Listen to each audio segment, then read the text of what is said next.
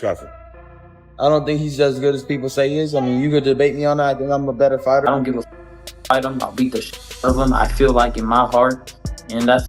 Terence Crawford reacted to Ryan Garcia's criticism, expressing his frustration over Garcia's belief that he wasn't a worthy opponent.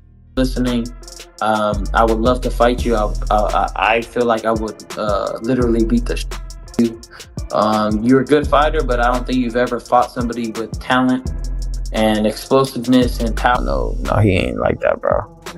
Terence Crawford is an overhyped bum, bro. I'm sorry. Somebody gotta say it. You're an overhyped bum, bro. I'm looking at the camera right now. You suck, bro. Ryan Garcia has been challenging Crawford for some time, even before his bout with Devin Haney. Despite this, Crawford had remained largely silent until now. Garcia went on to call Crawford overrated, pointing to his lack of interest in facing him as evidence. I'm in my prime. He didn't look good his last fight. I can fight him at 154 if he wants it. So you truly think that Terence Crawford's overrated? I do. Well, he's never lost, but you think he doesn't have any quality wins? I don't think he's ever fought a generational talent ever in his life. Well, and you're that guy. Of course. You think you're the first guy to give Terence Crawford his first loss? Garcia's harsh comments have been circulating online, prompting a reply from Terence Crawford. Garcia stated that Crawford had never faced anyone with significant power, which is why he believed the undefeated champion wouldn't know how to deal with a fighter like himself. I mean, you beat Shawn Porter. Shawn Porter is a great fighter, but kind of basic. Errol Spence Jr. came off a crash. Don't think he's that good. Have you fought anybody with one-punch knockout power? No. So, I feel like Bud Crawford is over. Garcia confronted Terence Crawford during a live session on X, where Crawford confidently addressed the crowd. In his prime, Garcia told Crawford that a fight with him would be Crawford's biggest payday ever. This bold challenge from Garcia called the undefeated champion boring and implied that he had nothing new to bring to the table. And I would actually fight him. There's a difference. I would actually fight him. Now, if he doesn't want it, that's not my fault. If he doesn't think it's a match, that ain't my fault. He's not a draw. He doesn't bring anything to the table. He's boring as. But I would probably give him the biggest payday of his life if he. It's essential to recognize that Ryan Garcia has been criticizing a fighter with an impeccable 41-0 record, including 31 knockouts.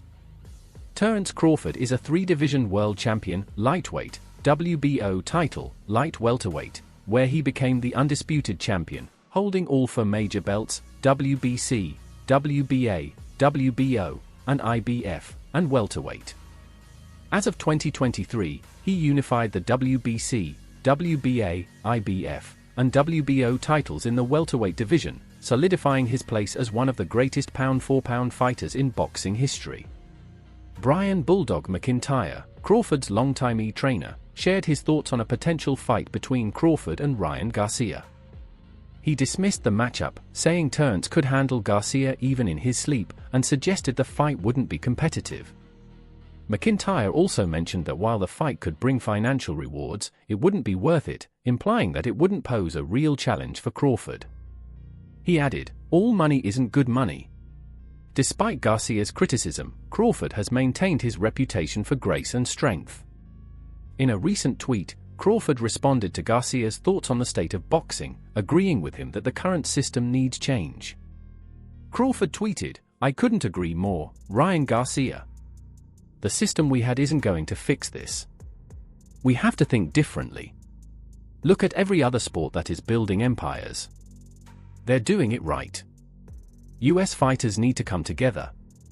We can fight in the ring, but work together for our sport and our families." Garcia's fight with Devin Haney continues to spark headlines due to the controversy around it. Garcia was seen drinking and smoking before the fight, but Crawford responded respectfully to Garcia's openness. He acknowledged Garcia's authenticity, recognizing that the fighter wasn't hiding who he was.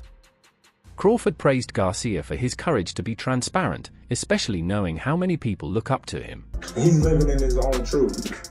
You know, he's not hiding behind the doors or hiding in the closet about who he really is. So he's comfortable with who he is, and he accepted who he is, and for him to come out and say that, it takes a lot of guts, because he know a lot of people is looking up to him, a lot of people want to be him, and so forth. But in a tweet on April 12, 2024, Ryan Garcia expressed a mixture of respect for Terence Crawford's accomplishments while reaffirming his desire to fight and defeat him.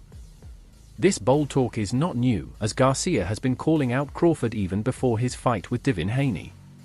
The drama surrounding Garcia has ranged from his suspension due to a failed drug test to heated exchanges with other athletes. His call-outs to Crawford, often personal and aggressive, seem designed to provoke a fight. Despite Crawford's focus on other rivals, Garcia tweeted, "I respect Crawford and what he's achieved, but I want to kick his ass." Crawford responded to Garcia's latest tweet on September 20th, addressing accusations that he's only fought lower-tier opponents. He emphasized his significant contributions to the sport and boldly declared that, despite the criticism, his name would always be remembered in boxing history. Crawford tweeted, "I didn't do all this to be fighting bums. Haters are going to hate, but my name will forever be stamped in the history books." In another tweet, Crawford reflected on how many people today seek attention through social media. He suggested that some fighters or individuals stir up controversy simply for likes and online fame, contrasting this with his own approach of staying focused on his career and maintaining composure. He wrote, "I just try to be cool, but nowadays, people do stuff for attention and likes." When he fought at the lower weight classes, he was definitely weight bully, and he was huge. He's not just talented, skillful, he was bigger than everybody, so pause. So you know that he was going to dominate everybody there. All right, everybody up to 140. Now 147 wasn't fighting much. Kell Brook, over the hill. Sean Porter, 1 foot out. And if you think that Errol Spence fight was the best Errol Spence you ever seen, you're fooling yourself just to give love for that fight. A lot of people aren't saying what we all really know. Errol Spence washed, bruh. That Errol Spence that showed up against Crawford was washed. If you want to keep it real, it is. While Ryan Garcia's recent fight was surrounded by significant drama, Terence Crawford's most recent bout took place on August 3, 2024, against Israel Moff. Crawford won by majority decision, with scores of 116 to 112, 115 to 113, and 115 to 113, claiming his fourth world title in a different weight class, making him a four-division world champion. Although he faced challenges in the middle rounds, Crawford controlled the fight in the later stages. His sharp tactical skills and experience helped him secure the win after going the distance for the first time since 2016. At 37 years old, Crawford proved he still remains one of the top fighters, fueling speculation about potential big future matchups. However, the Terence Crawford vs. Moff fight struggled to achieve substantial financial success through pay-per-view, with reports indicating a loss of over $10 million. This highlights the challenges even well-supported international boxing promotions face, especially when key figures like Turki Elik are involved. The event's difficulty in drawing a larger audience signals the risks of promoting major boxing matches across global markets. Jeff Mayweather also weighed in on Crawford's performance against Moff, noting that many fans felt Crawford's punches didn't pack the same power as they did in his lower weight classes. Mayweather acknowledged that Crawford could still perform well against Canelo Alvarez if he prepares properly. UT pointed out the doubts raised after the Moff fight. Despite these concerns, Mayweather emphasized the importance of taking risks to achieve greatness in boxing. He stated, "I think that if he prepares right for Canelo, he's going to do well. But the one thing is this, right now, after seeing this fight, a lot of people are going to think that he's not going to be able to beat Canelo, and he might not. But the thing is, that's part of being great, you take risks."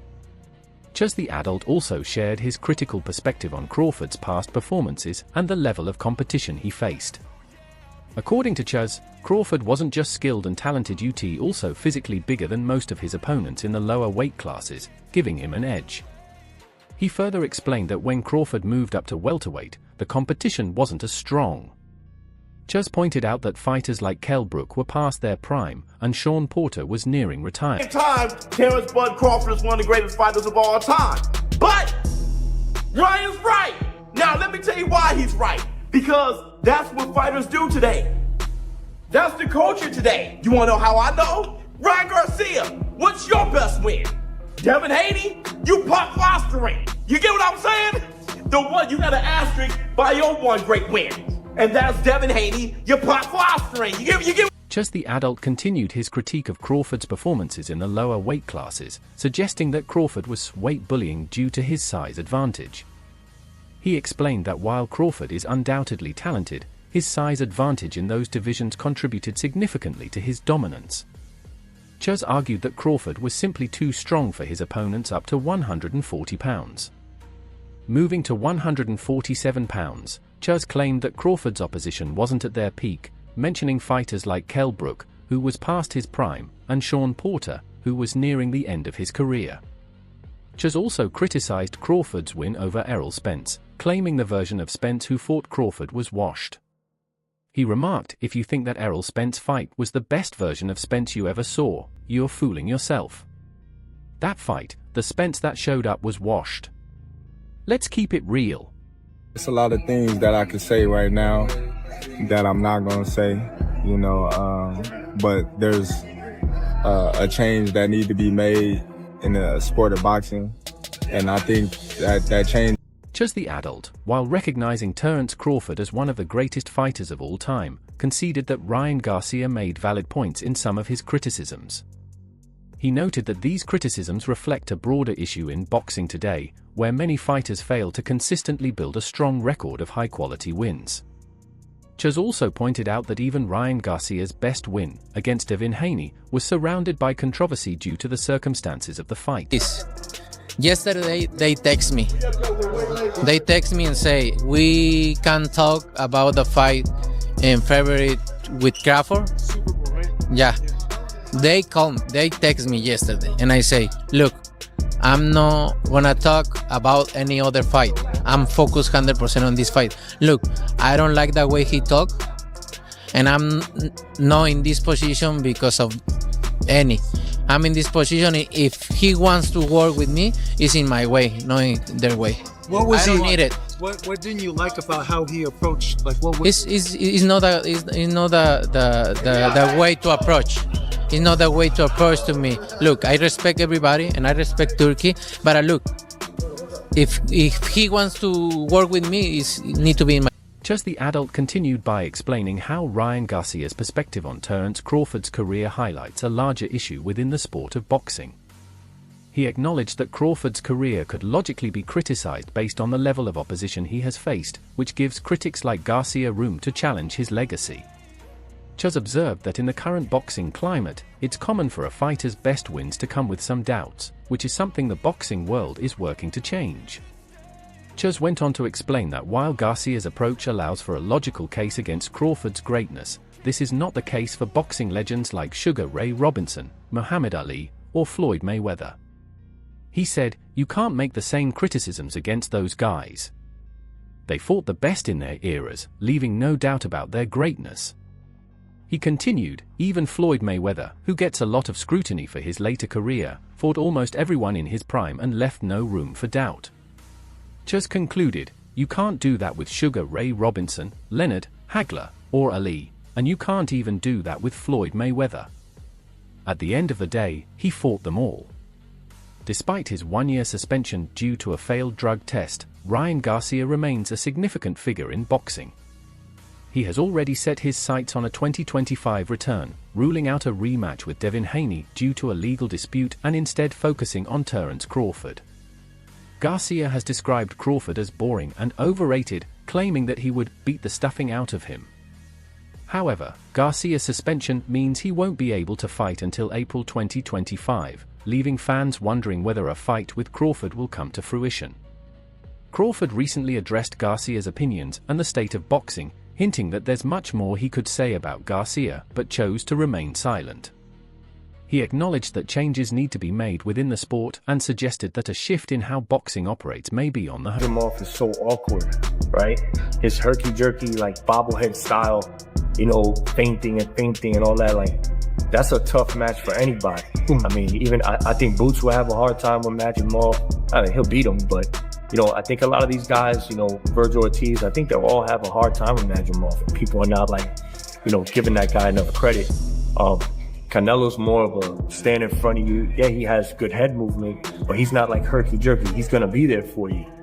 And so, what did it show me? What did it prove to me? I mean, it proved to me that Bud will be competitive with him. Absolutely. You know what I mean? It didn't prove to me that Bud will, go in and annihilate Canelo.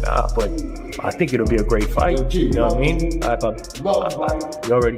I think it'll be a great fight, and I think that Terence Crawford has been actively pursuing a high-profile fight with Canelo Alvarez, hoping that it would not only solidify his legacy but also bring in a substantial payday. After his dominant victories over Errol Spence Jr. and Israel Moff, Crawford is eager for the Canelo bout, believing it would enhance his reputation and significantly boost his earnings. However, negotiations have encountered obstacles, primarily due to financial disagreements. Canelo's team has reportedly set a high price for the fight, which has become a major barrier in moving the fight forward. Canelo Alvarez himself has expressed frustration with how Terence Crawford's team approached him about a potential fight. He made it clear that his career success has been built on his own efforts, not the influence of others. Canelo emphasized his newfound freedom in making decisions, stating that if he were to work with Crawford, it would have to be on Canelo's terms, not Crawford's. Huge glossy record. He's only got 10 wins, no losses, and a draw, so he's very green in terms of his professional career, but he was a top-notch amateur. I remember being at I can't remember if it was his professional debut or his second fight. They were already matching him with legitimate guys.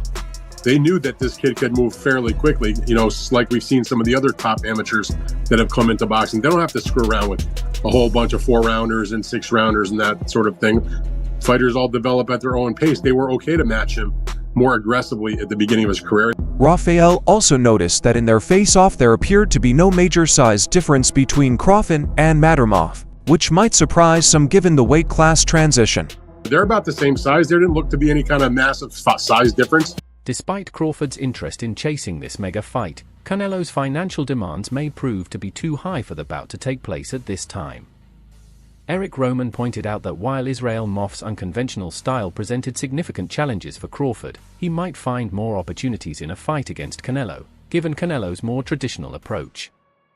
Roman was quick to clarify, however, that this doesn't mean Crawford would dominate Canelo. Instead, he emphasized that a potential fight between the two would be highly competitive and entertaining. He added that while an easy win for Crawford is unlikely, the matchup would certainly be closely contested. I was ringside when Madermov won his last fight. That was for the title, wasn't it? That was his shot at the title. It was very good. I mean, I've seen him on TV, but when you see him up close, I always soak up a little bit more when you see fighters up close. He's very, very good. Powerhouse, yes. Clever, yes. Boxing ability, yes. Crawford's going in right at the top level at 154. It's not like he's gone up another weight division and thought, you know what? I'll dab my toes at it. I've been out for a while. I'll just see how it is in these cool waters. He's gone straight. Terence Crawford's urgency to secure a fight with Canelo Alvarez has led him to take risks that some might consider reckless. After retiring and spending a year out of the ring, Crawford doesn't have the luxury of time to gradually ease his way into the 154-pound division. With his eyes set on a potential Canelo fight in 2025, Crawford's promoter, Terence Ellick, pushed for a bout with Israel Moff. Given the circumstances, Crawford had little choice but to agree. At this stage of his career, with time and inactivity working against him, taking on Moff is a necessary step to get closer to the big payday that would come from fighting Canelo. Joey Diaz shared his perspective on Moff, stating, "When he's in the ring, he's very complicated. You can watch a video of Israel and form an opinion, but it's totally different when you're in the ring with him. His unpredictable style makes him a formidable opponent, unlike anyone Crawford has faced, even among other Eastern European fighters." Diaz also praised Moff's impressive sparring sessions with Dmitry Bivol, saying, "I've seen him spar against Dmitry Bivol when he was preparing for Canelo. I was amazed. This kid is 154 pounds, and he's doing great against a 175-pounder. Dan Rafael also weighed in on Crawford's fight with Moff, noting the historical significance of the bout. He pointed out that Crawford's move into the 154-pound division would establish him as a dominant figure in that weight class. Raphael said, "I think at 154 pounds, Crawford would probably be the favorite against anyone in the division right now, whether it's Fundora, Moff, Charlo, name any fighter in that category, and Crawford would likely be the favorite." He also highlighted the anticipation surrounding the fight due to the title on the line, adding, "It's an intriguing fight with an available title, and they're going to make a big show out of it. I'm excited for it." Raphael also remembered how impressed professionals were with Moff. Favorite guys to watch. Phenomenal. Best switch hitter since Marvin Hagler. Yes. You We know. tried to promote that fight, and he had a choice like we all do, and he chose to do what he needed to do, and he was successful with it. Absolutely a technical, serious, mentally strong, and definitely can be around as long as he wants to. Yeah. Badass. Yeah, he's a bad man. And there's a good crop of people like that. Caldwell also addressed Crawford's move to a higher weight class, acknowledging Crawford's undeniable skill, but pointing out that he is still vulnerable to being hit. He noted that this could become a more critical factor as Crawford faces bigger opponents. Caldwell commented, "Let's not forget, Crawford does get hit. He's not some super defensive fighter who never gets touched. Sooner or later, you always think, I started off at lightweight and have been moving up, and eventually, you're going to hit that level that's just a little bit too much." He wasn't sure if Crawford's move to a higher weight class would be the breaking point, but he warned that it could play a significant role in future matchups. Joe Rogan and Bernard Hopkins also weighed in on Crawford, praising him as one of the most exciting fighters to watch in boxing. Both agreed that Crawford is a phenomenal switch hitter, with Hopkins even comparing his ability to successfully switch stances to that of boxing legend Marvin Hagler. They recognized that Crawford has made the right choices to promote and execute his fight successfully, showcasing both technical brilliance and... I believe Ryan, when he said he's going to box him, he's not going to get into his emotions and try to show bravo like he's getting to a shootout.